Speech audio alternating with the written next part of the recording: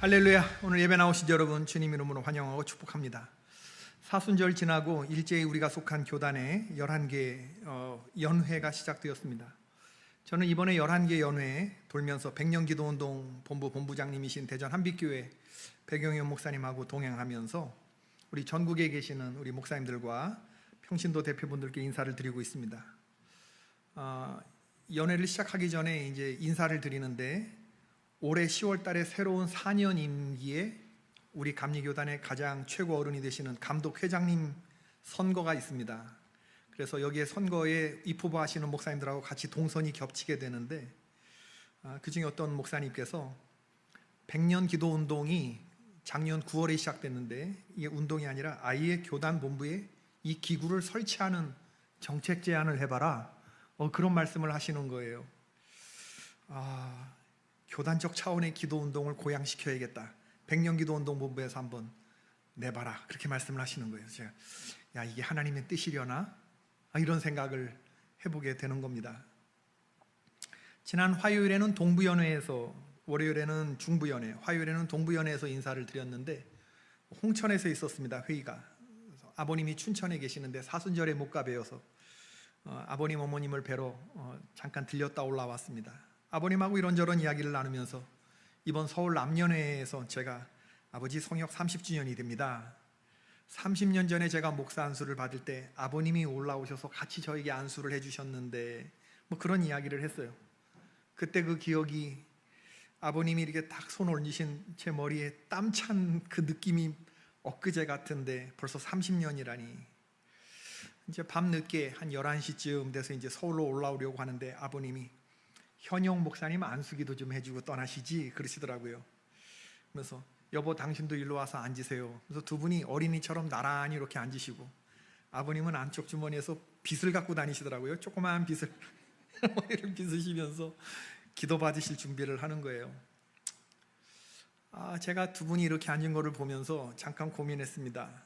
어떻게 해야 되나, 어떻게 아버님의 머리에 제가 손을 얹나, 이게 참 참남하게 느껴졌습니다. 우리 아버님 목회를 하셨고, 제가 50년 전에 우리 아버지가 모리아산에서 이삭 바치는 이케다 사건을 설교하실 때 저 믿음 좋은 아버지가 나의 등을 칼을 꽂겠구나, 이런 생각을 하면서 제가 제 운명을 얼마나 한탄했는지 모릅니다. 그래서 5학년 될 때까지 아버지 앞에서 안 걸었었어요. 저 아버지가 돌아보면서 나를 확 잡아다가 하나님께 제물로 바칠 수 있다고 생각해서. 여러분 무슨 말인지 모르겠지만 이 목사 아들들에 갖는 트라우마입니다. 그랬는데 그분이 30년 지나 50년 지나서 지금 제 앞에 안수기도 받자고 이렇게 어린애처럼 그러시는데 제가 망설일 이유가 없었어요. 그래, 안수기도 하자. 주여 이 순간 저를 감춰주시고 주님의 온전한 능력만이 나타나기를 바랍니다. 그리고 아버님 어머니 머리에 손을 얹었습니다. 그리고 두렵고 떨리는 마음으로 안수기도를 했어요. 전심으로 세게. 끝나고 났는데 아버님 어머니 두 분 다 눈물을 흘리시더라고요. 목요일에는 우리 서울 남연회가 열렸고 저는 30주년 표창을 받았고, 그게 내가 받아야 되는지 하나님이 받으셔야 되는지 모르지만 아무튼 우리 시무 장로님들과 또 조규영 장로님께서 오셔서 축하해 주셔서 개인적으로 참으로 감사드렸습니다. 곧 이어서는 별세 회원 고 안재정 목사님의 추도 예배 순서가 있었는데 총 5분의 목사님이 하나님의 부르심을 받으셨고 모든 연회원들과 더불어서 우리 고인을 추모하면서 예배를 드렸고, 또 말씀을 김중식 감독님이 전해주셨는데 안성우 원로 목사님하고는 절친이신 그런 분이라 안 목사님 가족이 큰 위로를 받으셨겠다, 그런 생각을 해보았습니다. 그리고 서울 남연회 회원들에게 백년 기도운동 홍보하고 적극적인 참여를 당부하면서 인사를 드렸고, 연회 둘째 날 금요일에는 우리 30명의 전도사님들이 이제 목사 안수를 받으셨는데 이날 헌금 특송을 우리 목사 중창단이 했습니다. 서울 남연회 목사 중창단. 참 별개별거 다 하는데 여러분, 제가 얼마나 열심히 모여서 연습을 하는지 우리 중창단 분위기가 전체 다 13명인데 얼마나 단합이 잘 되고 분위기가 좋은지 모릅니다. 아주 은혜로운 찬양을 했다고들 얘기하더라고요. 합창단 떨어진 사람이 별거 별거 다 합니다. 그죠? 감신합창단 떨어진 사람. 그리고 연애 거의 마지막 날에 제가 조카 우경준 전도사 목사 안수 보좌를 했습니다. 제 집사람의 큰언니 아들 안수 보좌를 하면서 참 이번 연애처럼 이렇게 적극적으로 모든 순서에 30주년에 목사 중창단의 별세회원 직간접적으로 있어서 아주 시작부터 마지막까지 자리를 지키는 그런 연애도 처음이었는데, 마지막에는 저 안수식, 재작년 33회 연애 때에도 우리 김동환 목사님 안수 받으시고 그때도 제가 보좌를 했지만, 여러분 목사 안수 보좌라고 하는 건 굉장히 영예로운 것입니다. 감리사가 아닌 직접적으로 관련이 있는 교회 담임 목사로서 목사 하나를 맡는다는 건 우리가 피워낼 수 있는, 교회가 피워낼 수 있는 가장 아름다운 열매이자 꽃이에요. 굉장히 영예로운 것입니다. 안수 보좌를 한다는 건. 이놈이 내 아들이었으면 좋겠다 그런 생각. 30년 전에 제가 저 전도사의 자리에 있었고 아버지가 옆에 섰는데 30년이 지났는데 이 경준이가 내 아들이었으면 좋겠다, 얼마나 부러웠는지. 실제로 자기 아들을, 딸을 보좌하는 아버지 목사님이 같이 안수를 하시는 것을 보면서 그랬다면 내게 맡겨주신 숙제를 다 한 것일 텐데, 그런 생각이 들었어요. 4월 1일 접어든 지난 주간 우리 새벽마다 열왕기상을 묵상했습니다. 새벽마다 열왕기상 1장을 월, 화, 수, 목, 금에 걸쳐서 5일 동안 묵상을 했는데, 저는 열왕기상 1장 오늘 본문이 저희 개인적으로 주시는 하나님의 메시지라고 생각하면서 은혜를 받았습니다. 다윗의 아들 가운데 아도니아라고 하는 아들이 있었는데 그가 왕이 되지 못하고 추락한 이야기. 가만히 있었으면 왕이 되는 건데 그가 무엇을 잘못했길래 하나님께 찍혔나? 그 대신에 솔로몬이 기름 부음을 받는 그런 이야기. 메시지는 분명했습니다. 사람들의 인기가 중요한가, 아니면 하나님의 선택이 중요한가? 민심이 천심이 아니라 천심이 민심이다 라고 하는 것, 우리 성도들이 간직해야 할 중요한 철칙입니다. 하나님 마음이 저와 여러분의 마음이 될 수 있기를 축원합니다. 지금 선거철이기는 한데 민심처럼 변덕이 심한 마음이 없고 민심이 천심이라고? 땅에서는 그럴 수 있어요. 그러나 우리 성도들, 하늘에 속한 사람들은 하나님의 뜻이 우리의 뜻이 되어야 합니다. 오늘 설교 말씀 제목이 다소 과격합니다. 제목을 정할 때 많은 생각을 했어요. 고개 쳐들면 죽는다 라고 할까, 고개 숙이면 산다 라고 할까.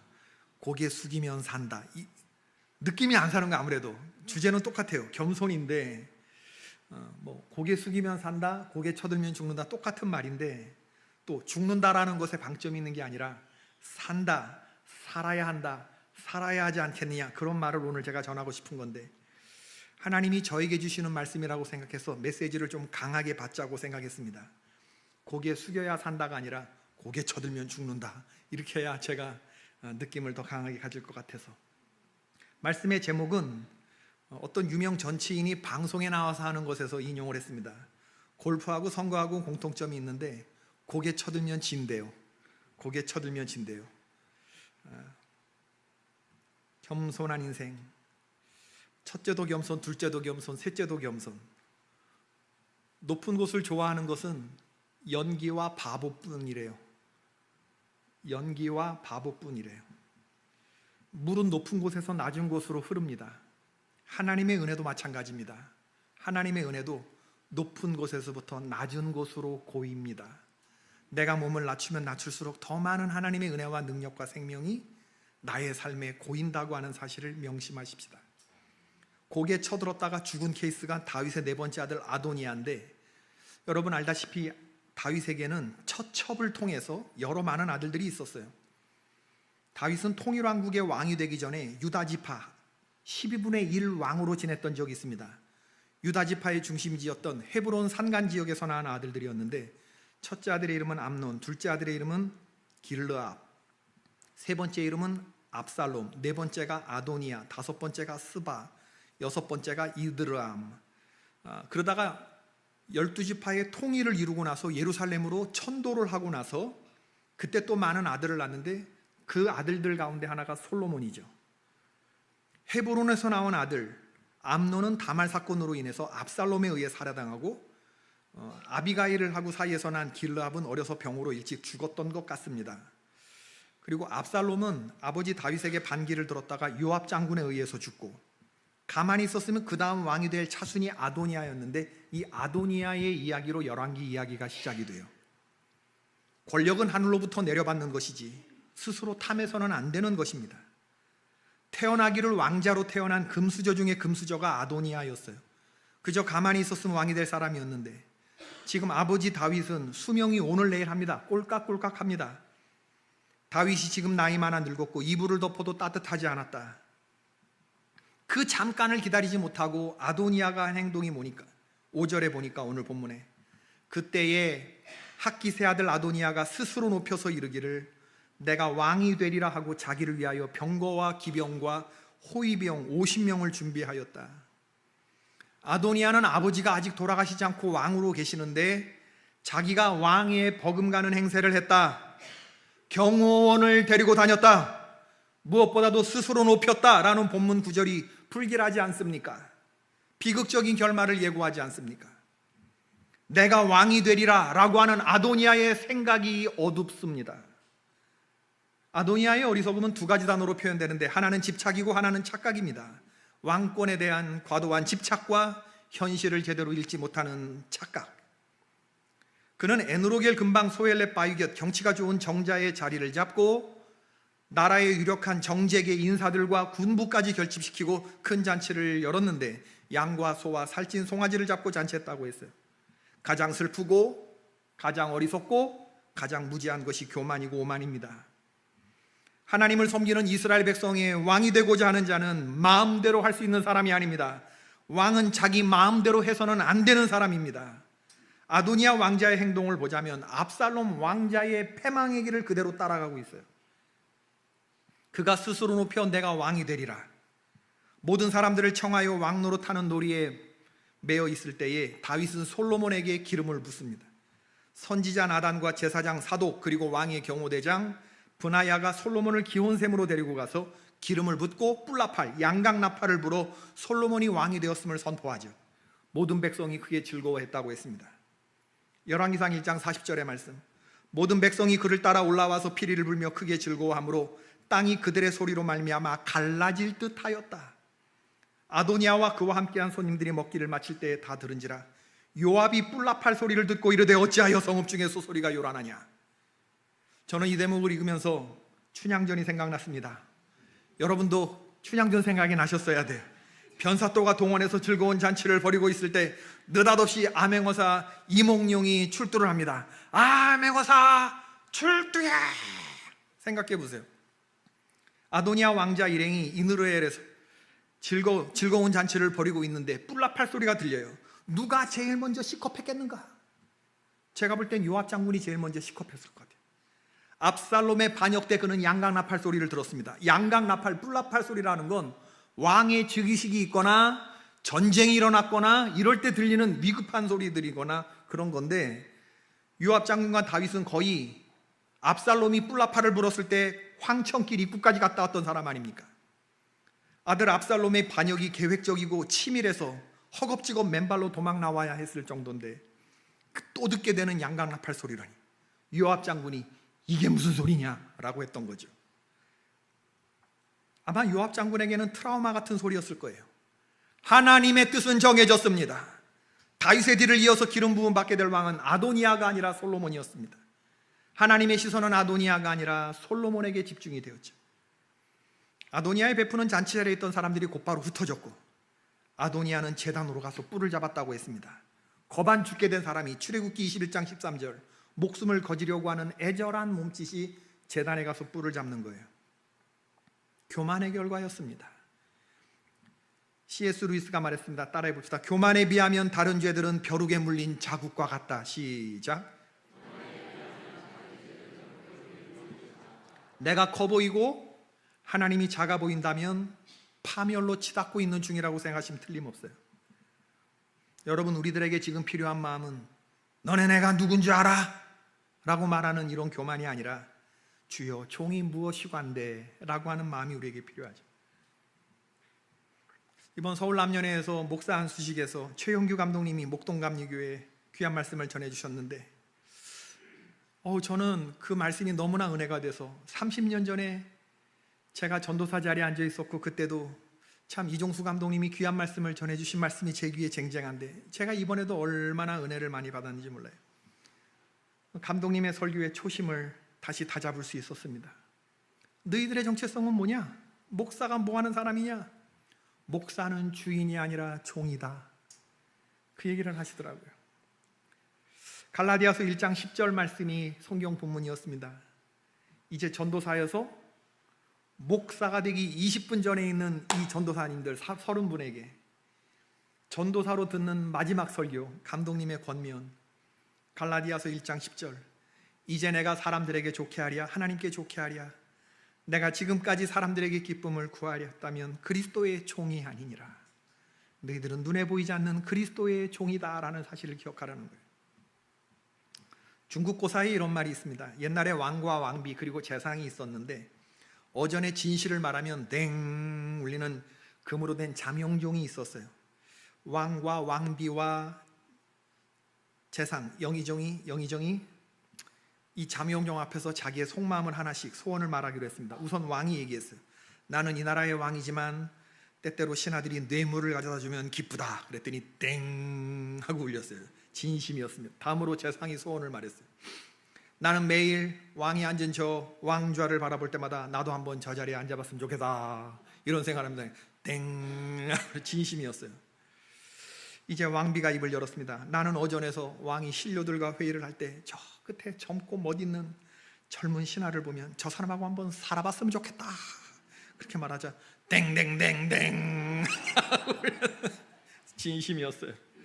사람이라면 누구든지 사회적 위치와 관계없는 본능이 있죠. 개인도 그렇고 집단도 그렇습니다. 일찍이 교육심리학자 매슬로우라고 하는 분은 인간의 욕구를 5단계로 나눴는데 가장 밑은 단계에는 생리적인 욕구가 있다. 식욕, 수면욕 이런 거. 그리고 그 다음에 욕구를 가자 그러면 이제 안전의 욕구, 사회적인 욕구, 존경의 욕구. 가장 높은 5번째 단계의 최상위 욕구는 자아 실현의 욕구가 있다. 그런 얘기했습니다. 이제 먹고 사는 게 해결이 되면 그 다음엔 유명해지려고 하는 자아 실현의 욕구가 있다. 이름을 한번 멋지게 떨쳐보고 싶은, 호랑이는 죽어서 가죽을 남기는데 사람은 이름을 남긴다 하지 않느냐. 트로트 가수 임영웅 봐라. 군고구마 팔던 애가 하루아침에 유명해지니까 따라오는 것이 많지 않냐. 몸값이 높아지고 호의적으로 대하는 사람들이 많아지고 모두가 나를 특별하게 대우해주는 굉장히 근사하고 기분 좋은 느낌이거든요. 미국의 팝 아트의 선구자, 멀티 아티스트라고 불리는 앤디 워홀이라고 하는 분이 있어요. 이 사람이 말했습니다. 일단 유명해져라. 그러면 당신이 똥을 싸도 대중들은 손뼉을 쳐줄 것이다. 그래서 사람들은 자의적이고 조작적으로 유명해지려고 별의별 방법을 다 쓰죠. 그러는 와중에 가치관이 왜곡되고 우리의 삶은 중심에서부터 본질을 놓치게 되는 것입니다. 순전하지 않고 거짓말을 일삼으며 악을 서슴없이 자행하고 하나님 없는 사람처럼 행하는 사울왕과 아도니아의 길을 가게 되는 것입니다. 저는 이 감독님의 메시지가 30년 지난 저에게 똑같이 해당되는 그런 말씀이라고 들었어요. 주님이 유명해 주셔야지 내가 유명해지면 안 된다. 성도들을 성공의 도구로 이용해서는 안 된다. 우리 성경이 말하는 건 뭐냐면 자아 실현이 아니라 자기 부정, 자기 부인이 되어야 한다.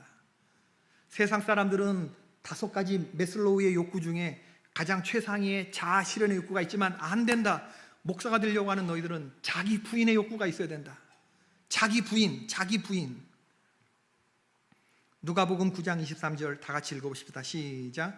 또 무리에게 이르시되 아무든지 나를 따라오려거든 자기를 부인하고 나를 살려고 하는 사람은 예수님 끝까지 못 따라가요. 예수님과 함께 죽고자 하는 자가 끝까지 십자가까지 따라가며 하나님 앞에서 영원히 살게 되는 줄로 믿습니다. 이거 잘한 사람이 다윗인데 3000년이 지났음에도 그의 이름이 유명하고 다윗이 왕위가 흔들리지 않는 것은 다윗이 바로 이것을 잘해서 그래요. 시편 145편 1절 왕이신 나의 하나님이여 내가 주를 높이고 영원히 주의 이름을 송축하리이다. 그는 왕이었지만 자기 위에 더 큰 왕이 있는 걸 한시도 잊은 적이 없어요. 왕이신 나의 하나님 내가 주를 높이고 영원히 주의 이름을 송축하리이라.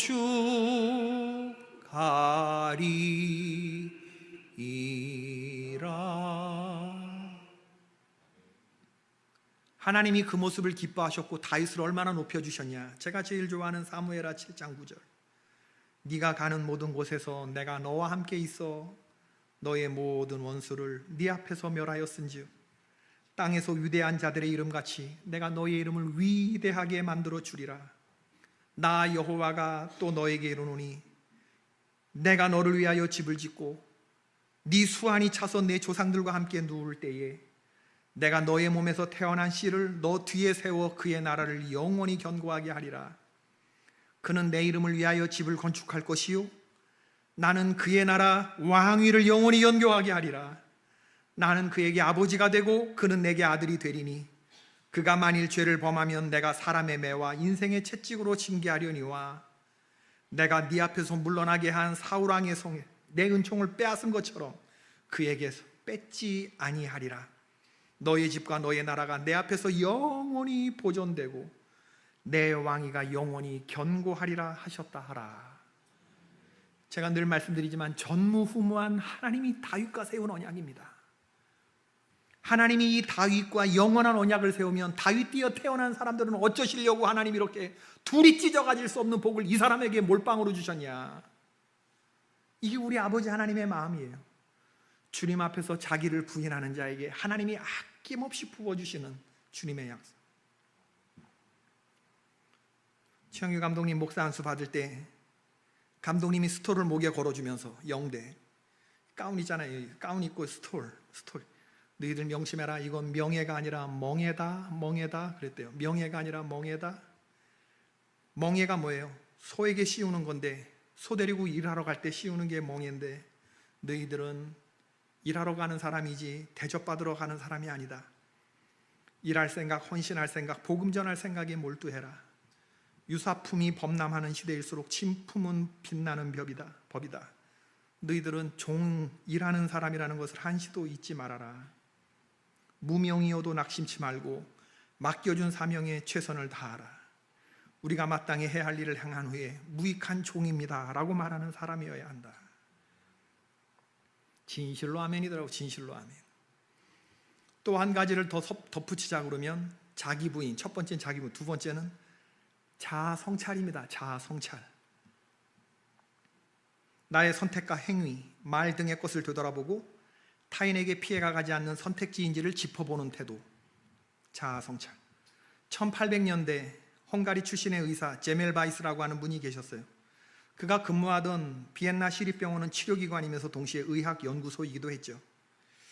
그 병원의 산부인과 병동에서는 특이한 현상이 포착되었는데 그 현상이란 바로 옆 병원에서는 산모 사망률이 2%인데 반해서 제멜 바이스가 근무하는 병동은 산모 사망률이 무려 10%에 이르는 끔찍한 수치를 보이고 있었습니다. 왜 내가 일하는 병원에서 이렇게 산모 사망률, 산용열 수치로 죽는 사람이 이렇게 많지? 원인과 치료법을 알아보려고 애를 썼는데 도무지 원인을 찾아낼 수가 없었죠. 그러던 중에 제멜 바이스가 어떤 다른 병원에 파견되어 그 병원을 잠시 떠난 적이 있었는데 파견 근무를 마치고 돌아왔을 때 자신이 담당했던 구역 산모의 사망률이 크게 떨어졌던 것을 보면서 제멜 바이스는 처음으로 이 수치가 나와 관계가 있는 것은 아닐까라고 생각을 했어요. 문제의 원인이 나에게 있을지도 모른다라는 생각을 했던 거죠. 알고 보니 자신이 공부를 위해서 시체 해부를 하면서 연구한 후에 그 더러운 손으로 산모들을 내진하면서 미세한 세균들이 제멜 바이스의 손을 통해 산모에게 전염되고 있다고 하는 것을 알았어요. 이때부터 제멜 바이스의 주장에 따라서 모든 의료진은 염소 처리된 석회용에게 손을 씻을 것을 제안했는데 이것이 이루어지자 산모 사망률이 1848년에 1,000건당 12.7건으로 1% 이하로 떨어졌다는 얘기죠. 무슨 얘기냐? 우리는 어떠한 문제가 발생했을 때 때때로 외부의 환경에서 주로 찾지만 실상은 내 자신에게서 있는 경우가 대부분이라는 사실을 깨달을 수 있어야 한다는 거죠. 오만과 편견을 대항하는 가장 효과적인 무기는 자아 성찰입니다. 메타인지. 자아 성찰이 우리를 겸손의 길로 인도하죠. 예수님 말씀하셨어요. 외식하는 자여, 먼저 내 눈 속에서 들보를 빼어라. 그 후에야 밝히 보고 형제의 눈 속에서 티를 빼리라. 세계에서 가장 드넓은 신대륙이 어디에 있느냐? 요 마음에 있어요. 요 나에게 있습니다. 요 나에게. 온갖 신대륙 같은 허물이 내 안에 있어요. 들보도 이 안에 들어가 있어요. 이것을 먼저 바라보는 자의 눈이 밝다. 그렇게 내 스스로를 살핀 밝은 눈으로 타인의 티끌을 빼는 것입니다. 내 눈에 들보가 들어있을 수 있다고 생각하는 것, 내가 틀렸을 수도 있다고 생각하는 사람, 나는 다 알고 너희들은 모른다, 이게 아니라 내가 모를 수도 있다고 생각하는 사람이 성숙한 사람이라는 거고, 바로 그 조직이, 바로 그 안에서 소망이 있는 조직이 되는 거예요. 타락한 에덴 동산에서 인간이 보인 모습은 네 탓이요죠. 서로 자기 탓, 책임 전가와 담쌓기와 경멸이 있었습니다. 그러나 십자가가 보여준 것은 뭐냐면, 너의 모든 허물을 내 탓으로 돌리고 내가 간다. 이게 바로 십자가에서 돌아가신 예수 그리스도가 우리에게 보여주신 모습이죠. 말씀을 맺겠습니다. 저는 예전에 선교사로 일하던 시절에 연회 참석할 때마다 개인적으로 은혜 받은 순서가 있었어요. 그건 맨 마지막에 그 총문총답, 사무처리 문답이라고도 하는데, 연회의 모든 순서가 파한 후에 연회 회원들의 이제 뭐 돌아가신 별세 회원도 있고, 은퇴한 분도 있고, 정회원 1년에서 정회원 2년 진급한 분도 있고, 연회원들의 모든 상황들을 다 정리하는 시간이 있는데, 감독님이 서기 목사님을 강단에 불러 세워서 속사포 같은 질문을 한 100가지를 던져요. 그러면 서기는 막 대답을 해야 됩니다. 본 회의는 적법하게 성립이 되었습니까? 예, 적법하게 성립이 되었습니다. 준회원에 허입된 이가 있습니까? 예, 있습니다. 그들이 누굽니까? 누구. 정회원에 허입된 이가 있습니까? 예, 있습니다. 그들이 누굽니까? 누구. 준회원 과정을 필요하고 안수받는 이가 있습니까? 예, 있습니다. 그들이 누굽니까? 누구. 연회 소속된 회원으로 해외에 파송된 선교단이 있습니까? 예, 있습니다. 그들이 누굽니까? 누구. 김계동, 최말자 하면서 이상혁하고 쑥 지나갑니다. 북인디언 선교회. 근데 그때 연회 서기 목사님의 입술에서 나오는 이상형, 이게 의미, 내가 연회에 소속된 사람이구나, 이런 생각과 내 신상이 적법하게 처리가 되었구나라고 하는 상황과 아무것도 아니에요. 근데 하나님이 나를 1년 더 눈 감아 주셨구나라고 하는 생각과 내가 1년 더 연장 받았구나라고 하는 생각과, 왜냐하면 애니얼 컨퍼런스니까, 연회니까 1년마다 우리는 나는 여전히 하나님의 호피 인디언을 사랑하시는 현역 선교사구나, 아무도 그렇게 생각 안 하는데 혼자서 기분 좋고 혼자서 기뻐하고 혼자서 감사하면서 선교지로 돌아왔던 일이 있어요. 공식적으로 연회에서 하나님이 인정받는 것 같아요. 고개 쳐들면 죽습니다. 목사된 지 30년 된 저에게 주시는 하나님의 음성이라고 생각이 돼요. 고개 숙여야 삽니다. 저와 신앙생활하는 여러분들에게 주시는 하나님의 음성이라고 믿습니다. 겸손과 교양은 다릅니다. 겉으로만 겸손한 척하는 건 교양이에요. 그러나 진짜 속까지 겸손하셔야 됩니다. 교만하냐 겸손하냐라고 하는 것은요, 해도 좋고 안 해도 좋은, 이게 뭐 권유사항이 아니라 사느냐 죽느냐라고 하는 중차대한 생명이 걸린 그런 문제로 생각해 주셔야 돼요. 따라해 봅시다. 나는 내가 제일 무섭다. 나는 내가 제일 무섭다. 여러분, 우리 자신이 제일 위험하고 제일 더럽고 제일 무서운 사람이라는 자아 성찰을 하고 삽시다. 그리고 늘 우리가 주인 삼은 예수 그리스도를 생각하십시다. 그래야 하나님 앞에 살 수 있어요. 너희 안에 이 마음을 품으라. 곧 그리스도 예수의 마음이니 그는 근본 하나님의 본체시나 하나님과 동등됨을 취할 것으로 여기지 아니하시고 오히려 자기를 비워 종의 형체를 가지사 사람들과 같이 되셨고 사람의 모양으로 나타나사 자기를 낮추시고 죽기까지 복종하셨다. 그 십자가의 죽으심, 이러므로 하나님이 그를 지극히 높여 모든 이름 위에 뛰어난 이름을 주셨다. 가장 낮추신 하나님과 본체신 그분이 낮추셨을 때, 십자가의 죽기까지 복종하셨을 때 하나님이 그를 지극히 높여 하늘에 있는 모든 자들과 땅에 있는 자들과 땅 아래 있는 자들로 모든 무릎을 그의 무릎 앞에 꿇게 하셨다. 모든 입으로 예수 그리스도를 주라 시인하여 하나님 아버지께 영광을 돌리게 하셨다. 여러분, 예수님이 저와 여러분의 모범이 되시는 줄로 믿습니다. 우리 주님이 걸으셨던 그 십자가의 길을 겸손하게 따르면서 초심을 잃지 않고 몸을 팍팍 낮추는, 허리 팍팍 숙이는 그러한 주의 종들, 저와 여러분이 될 수 있기를 주님의 이름으로 축원을 드립니다. 우리 이 찬양 부르십시다. 주님 앞에 계속적인 헌신을 다짐하는 의미로 내 마음의 주를 향한 사랑이, 조금 빠르게, 내 마음의 주를 향한 사랑이 나의 말에 주가 주신 진리로 나의 눈에 주의 눈물 채워주소서.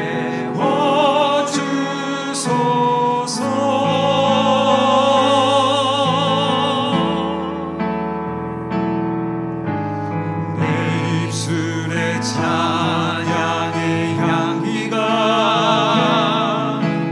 두 손에는 주를 닮은 섬김이 나의 삶의 주의 은정 나게 하소서.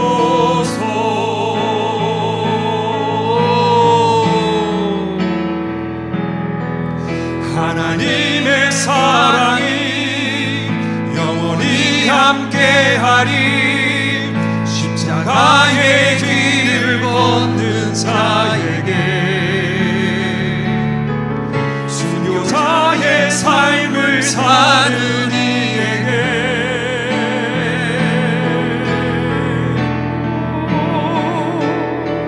조롱하는 소리와 세상 유혹 속에도 주의 순결한 신부가 되리라. 내 생명 주님께 드리리. 가슴에 손을 얹고 다시 한번 내 마음의 주를 향한 사랑이, 좀 빠르게, 내 마음의 주를 향한 사랑이 나의 말에 주가 주신 진리로 나의 눈에 주의 눈물 채워주소서.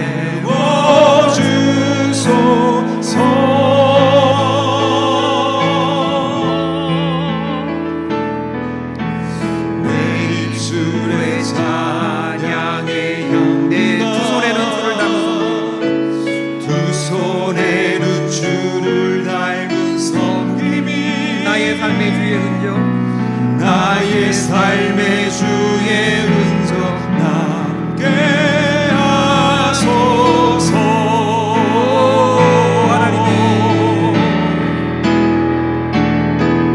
하나님의 사랑이 영원히 함께하리.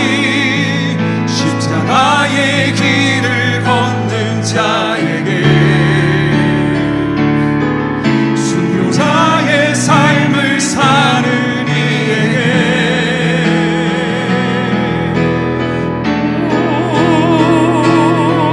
조롱하는 소리와 세상 유혹 속에도 주의 순결한 신부가 되리라. 내 생명 주님께 드리리. 이 시간 우리 통성으로 기도하십시다. 사람들은 자아 실현을 하려고 하는데 주님, 우리는 아닙니다. 우리는 예수 그리스도의 십자가를 아는 사람이며 주님의 십자가를 통과한 믿음의 사람들입니다. 자아 실현이라고 주님 천부당 만부당한 말씀입니다. 나를 부인하고 주님 따르게 하시고, 주님 내 안에 오만 더러운 것들이 가득 찬 자아 성찰 제대로 하는 내 스스로가 씻을 수 없는 죄인이라는 것을 늘 기억하며, 그러나 그런 나를 충성되게 여기시는 주님, 그 주님께 감사하는 모습으로 평생 순교자의 삶을 따라가는 제가 될 수 있게 해달라고, 주님 내 힘으로 안 되니 성령께서 나를 붙잡아 달라고 우리 주님 이름 한번 부르고 주님께 간구하는 기도를 다 같이 드리십시다. 기도하겠습니다. 주여